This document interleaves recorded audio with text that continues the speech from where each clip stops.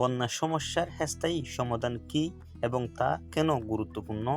ফেনী, নোয়াখালী এবং সিলেট, হবিগঞ্জ, মৌলভীবাজার, ব্রহ্মণবাড়িয়া, কুমিল্লা, চট্টগ্রাম, খাগড়াছড়ি, কক্সবাজার, রাঙ্গামাটি সহ মারাত্মক বন্যায় সবচেয়ে বেশি ক্ষতিগ্রস্ত হয়েছে এসব জেলাগুলোতে। ভারতীয় সংবাদপত্র দ্য হিন্দুস্তান টাইম অনুসারে ভারতের ত্রিপুরা রাজ্য বন্যায় 26 জনেরও বেশি মারা গেছেন বলে তারা জানিয়েছেন। 4 লাখেরও বেশি মানুষ বস্তুচ্যুত হয়েছে। ত্রিপুরা রাজ্য এবং বাংলাদেশ সীমান্তের মধ্যে প্রায় 120 কিলোমিটার এলাকা রয়েছে বলেও জানিয়েছেন তারা, যেখানে গত সপ্তাহে ভারী বৃষ্টিপাত হয়েছে। এই বৃষ্টির পানি ফেনী জেলা হয়ে বাংলাদেশে প্রবেশ করেছে।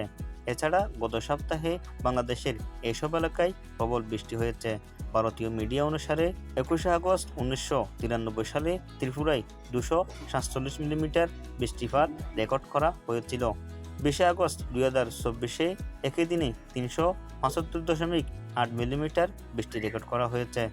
এছাড়া 2024 সালের আগস্টের প্রথম 3 সপ্তাহে 214 মিলিমিটার প্রত্যাশিত বৃষ্টি হয়েছে।